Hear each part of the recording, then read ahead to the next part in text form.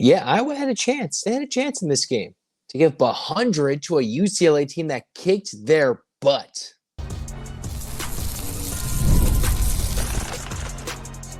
You are Locked On UCLA, your daily podcast on the UCLA Bruins. Part of the Locked On Podcast Network, your team every day. Welcome, everybody, to this reaction episode of the Locked On UCLA podcast. I'm your host, Zach Anderson-Yoxsimer. Thanks for making this show your first listen each and every day. It's free wherever you get your podcast, and it's available on YouTube. Like, comment, subscribe. Thanks for your support. We're reacting to UCLA dominating the Iowa Hawkeyes.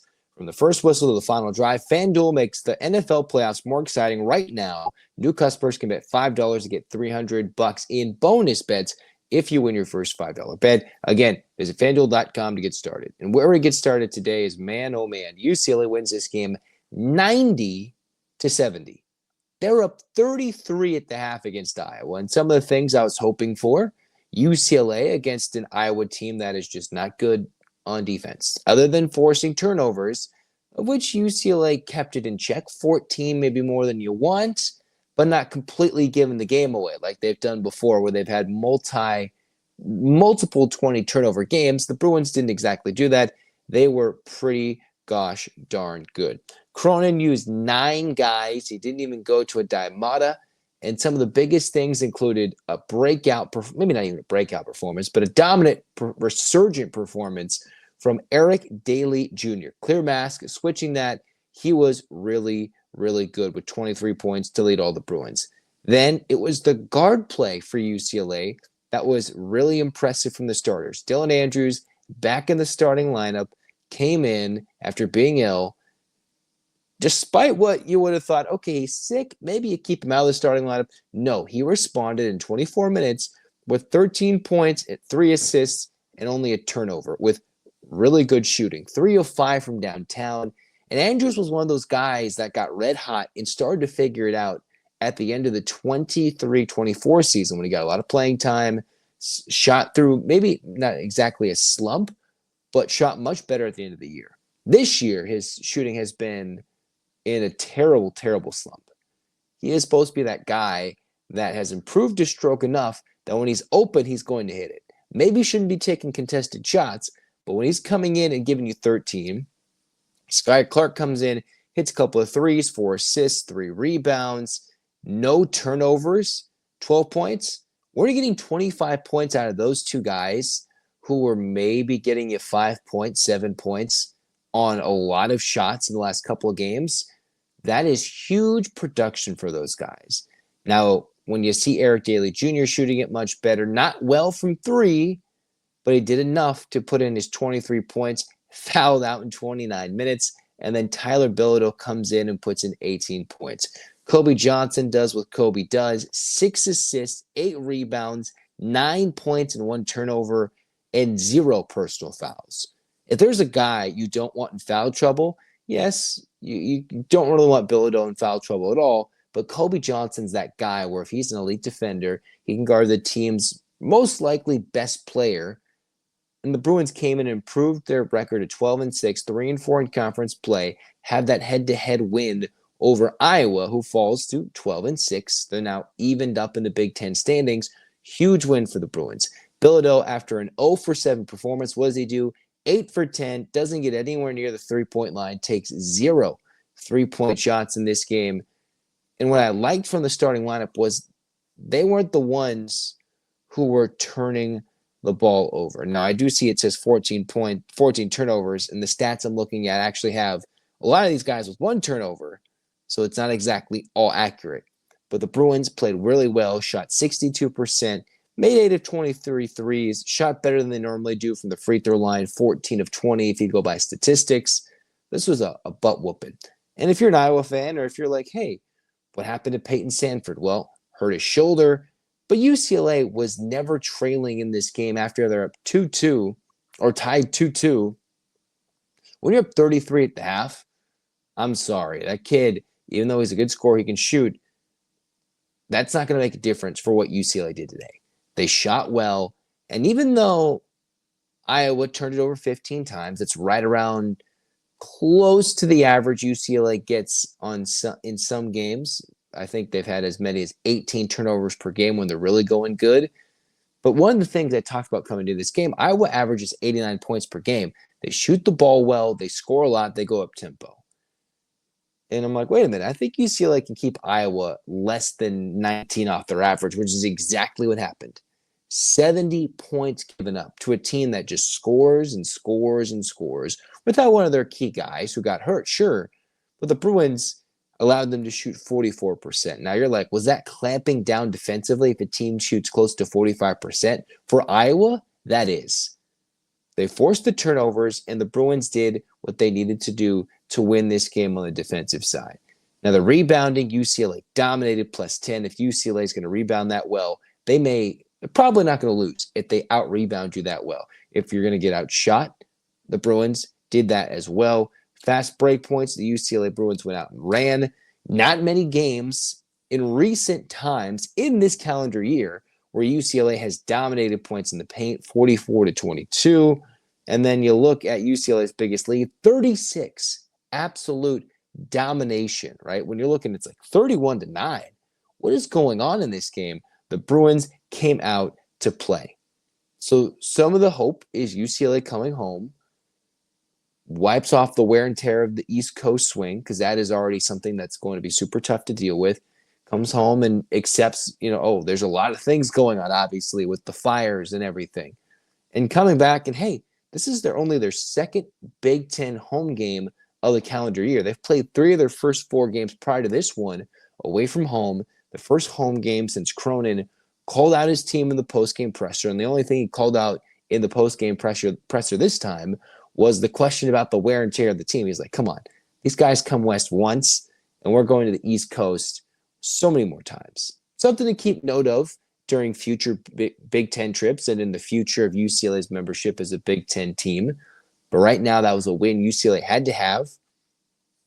And I'm not sure, based on the records, if UCLA can get back into contention for a Big Ten championship or a Big Ten 1 or a 2 seed. Obviously, I think a lot of these teams will have quite a few losses, but Michigan State have been avoiding multiple losses. I think Michigan lost the other day, though. Bruins, I don't think they're as far off as we think. You get Dailey Jr. switching the mask to shoot better, and if Dylan Andrews awakens, Skyy Clark seemingly a bit healthier, what I did like to see as well was William Kyle. Cronin talked about Mata not playing due more to strategy and matchup-based defensive purposes. Kyle, the much more athletic defender, did a lot of things well in this game, and I like the fact that he got a bunch of minutes. In my original preseason starting 5, my way too early starting 5, I had Kyle as a starter and Dailey coming off the bench. Well, Dailey has meant so much to this team, and I thought, all right, he could be one of the most important pieces to this team, and he might play that Sebastian Mack role as the 6th man, which he did at Oklahoma State. No, Dailey's been a starter. Bilodeau, those are your 2 go-to scorers when you need a bucket with somebody in your face. But I thought UCLA would be able to play better with paint defense, getting production in the paint, with a rim rocker of sorts with William Kyle. Well, he comes in, he had 12 points in 27 minutes, 4 rebounds, a steal, and assist. I thought it was interesting that he didn't have a block in this game credited to him, but Iowa was making less shots than they normally do, especially when you hold them to 70. UCLA, it's like, okay, we want to keep teams low 60s, not in the 70s. No, you keep Iowa in the 70s, 70 exact. That's a win. And with William Kyle being out there, Cronin praised his play. And that's a matchup you want, right? Iowa's not an overly physical team. That's a team the Bruins could have overmatched in every way possible, and that's exactly what they did. If you needed some home cooking and you needed a matchup that can boost your confidence so much more, Iowa was the perfect recipe for that. Perfect. And I hope the Bruins can string together wins. Now, Wisconsin will be a much tougher opponent. They laid 116 on the Hawkeyes. Even as bad as the Hawkeyes are on defense, you still don't just lay 116 in regulation. They put up 100 against Arizona and beat them by double figures earlier this year. So the Badgers are no slouch.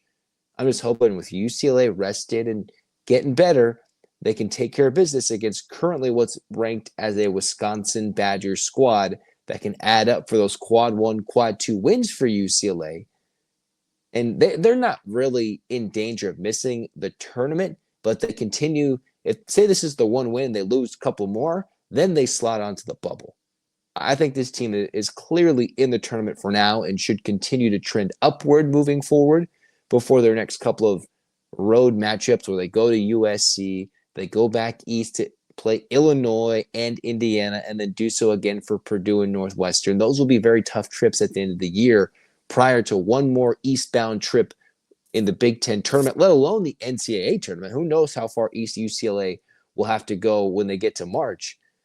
But I like the Bruins dominating the paint, which has not been a success for the Bruins this year. Their big man getting big minutes off the bench and being productive on the offensive side, because Kyle is not as polished offensively, I think, as Cronin would have liked.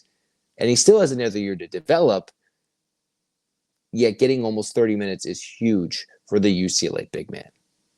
Great to see the Bruins just absolutely kick butt, leaving no doubt. Forget the big Iowa injury. The Bruins said, no. We're going to kick some butt. And they did. And I can't wait to talk about what's going to happen against Wisconsin on a Tuesday, on the next game, right? When it comes up soon. I think it might be Tuesday. It's coming up sooner than we think. And I'm liking what the Bruins. That's a great response win. I wish they could have done a couple games sooner. I wish we didn't have to wait more than half the month of January. But now the Bruins have ended the terrible 4-game skid that has brought Cronin to the headlines for more reasons than one, in not the best of ways.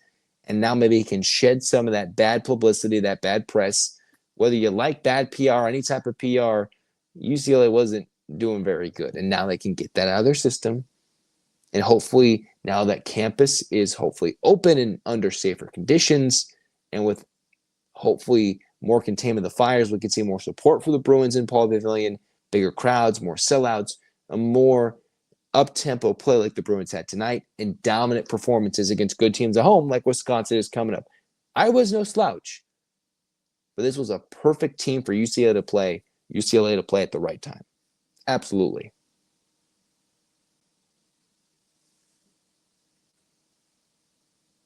This message is brought to you by Prize Picks, the place to get real money sports action. Over 10 million members and billions in winnings, Prize Picks has changed the game of daily fantasy sports. It could be playoffs, it could be regular season. Prize Picks has made it easier than ever to win big while enjoying all the football action. It's playoff time, and there's no better place to get in on the action with Prize Picks. All you got to do is pick more or less on at least 2 players.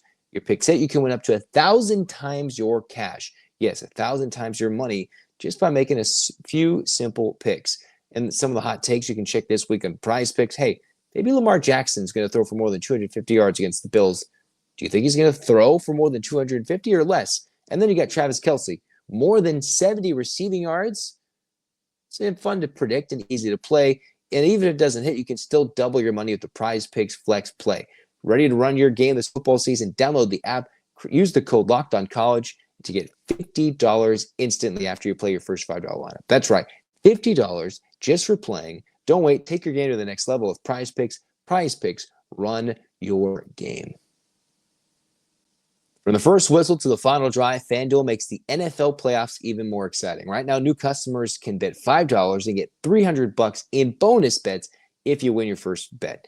That's $300 to keep the action going. And hey, the FanDuel app, it's super easy to navigate. A variety of bets to keep every game exciting. When you win, you get paid instantly. There's no waiting around for your winnings. And if you're betting on your favorite team or just looking to add some extra excitement to the weekend and the playoffs, FanDuel's got you covered. Visit FanDuel.com to join today and get started with $300 bonus bets. That's FanDuel.com. Make this playoff season unforgettable with FanDuel, an official sportsbook partner of the NFL.